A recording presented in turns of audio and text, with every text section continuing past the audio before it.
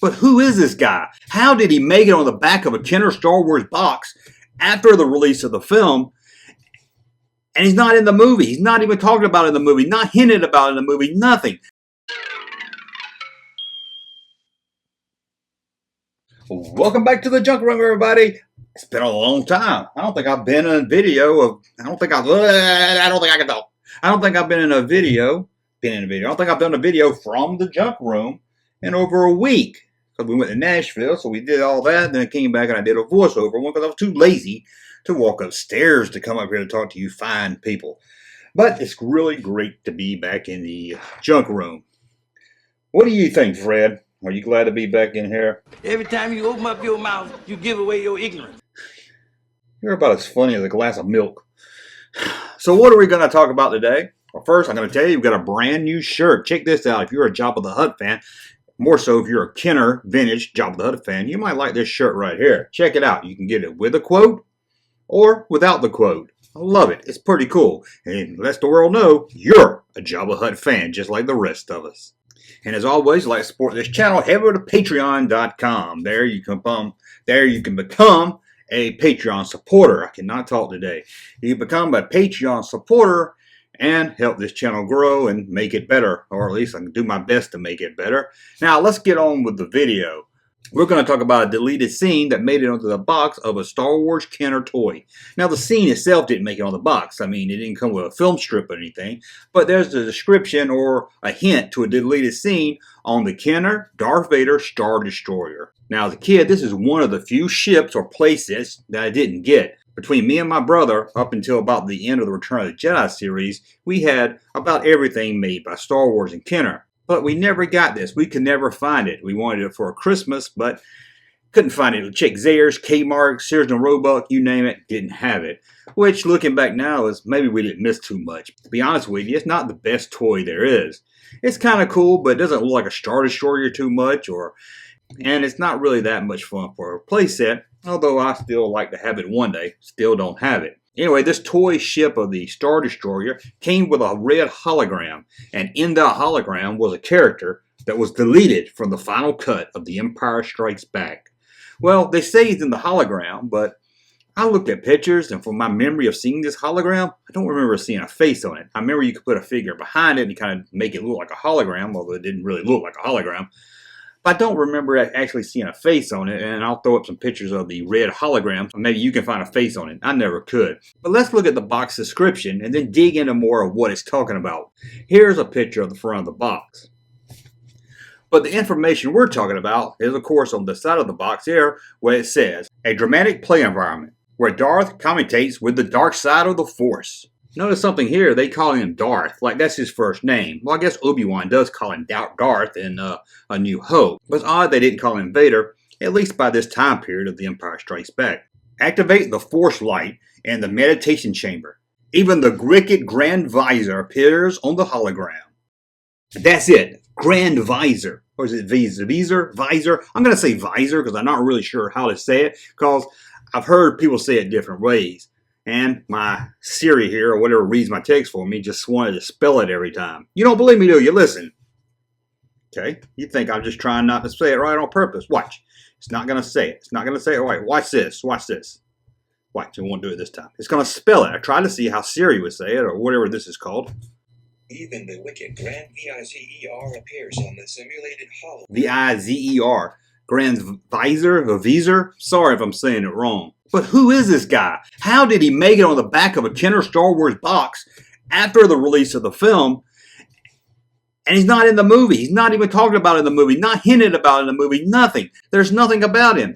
He's not in any of the previews. He's not in the trailer. He's not even in the novel to The Empire Strikes Back. So what gives? Well, apparently, this character, who was kind of in between Darth Vader and the Emperor, that's right, there was somebody that had more power than Vader and less power than the Emperor. A middleman between the three. Can you believe it? I can't either.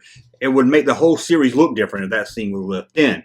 But anyway, apparently he appears in Draft 2 and Draft 3 of The Empire Strikes Back, but it didn't make it into the final draft of the movie, so his scene was never filmed. But Kenner was already hard at work planning the Empire Strikes Back line in 1979. And their plan was to start a story with the hologram. Now, we all know later that the Emperor does appear in Empire Strikes Back in the form of a hologram.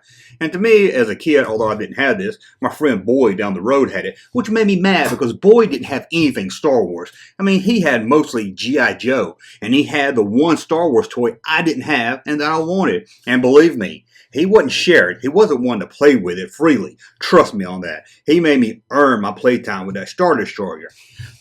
Getting off topic again. Sorry.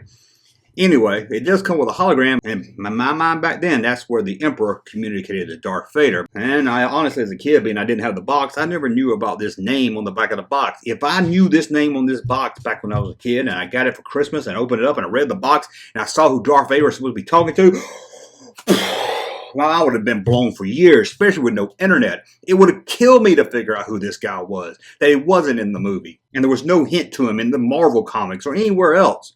So let's dig in to find out who this character is.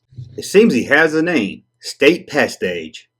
Again, I hope I'm saying that correctly. In the third draft of The Empire Strikes Back, he is named Grand Vizier. His very first appearance was in the second draft of The Empire Strikes Back, where he warns Darth Vader that the Emperor is in a bad mood when Darth Vader reaches to contact the Emperor to tell him about the victory over Hoth. Now, this character was going to appear in a hologram in the fourth draft. Vader goes to the room where he calls him up on the hologram screen.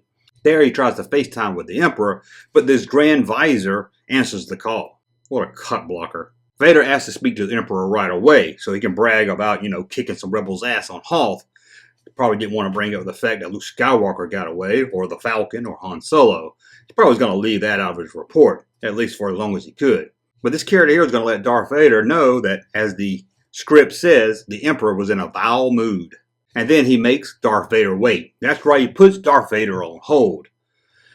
Never thought I'd see someone that make Darth Vader hold on to talk to the Emperor. Now, according to the Lucasfilm Story Group, the character was cut out by the fifth draft, so no actor was ever cast in this role, and nothing was ever filmed. But by this time, it was too late for Kenner to spend the money to redo the box, so Kenner just released the box with this information on it, and most kids didn't even question it. Isn't that weird?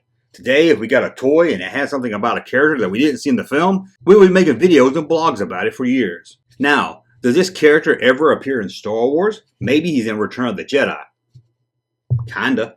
In 2003, a production photo of the 5 advisors for the Emperor in Return of the Jedi was published on StarWars.com. According to the text, it read, among the members of Palpatine's inner circle was St. Pastage, character here that was cut from the film, and a couple other names I can't even begin to try to pronounce. So could he have appeared in Return of the Jedi as one of those dignitaries that hung out with the Emperor? Well, maybe so, but this is the only time that name has appeared as someone in Return of the Jedi, so it could have been just a slip-up. But what is a Grand Vizier?